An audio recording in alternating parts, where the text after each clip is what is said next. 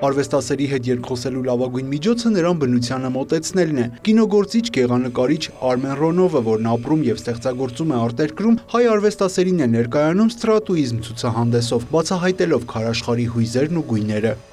Ամենապատրաստված ոգեղեն ուժի մետաֆիզիկ կարգավիճակը տրված է հայ հանդիսականին, քանզի գենոֆոնդի հիշողության մեջ շատ գիտական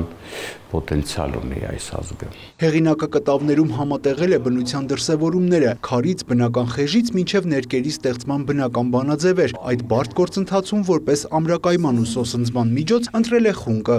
Ես շարունակում եմ իկոնայի փյութագորյան համակարգի համադրությունները ժամանակակից կերպարվեստի ներքո եւ ամեն մի գործ կառուցված է իկոնայի ճշգրիտ կանոնի կանոնակարգված ձևով։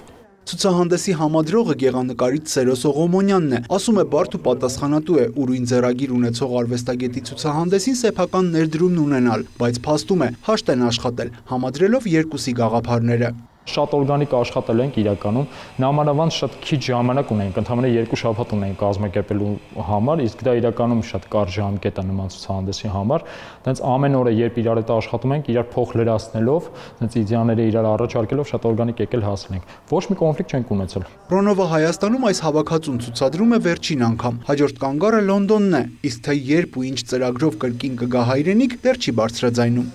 Յուրա Վահանյան, Էդգար Դավթյան, լուրեր։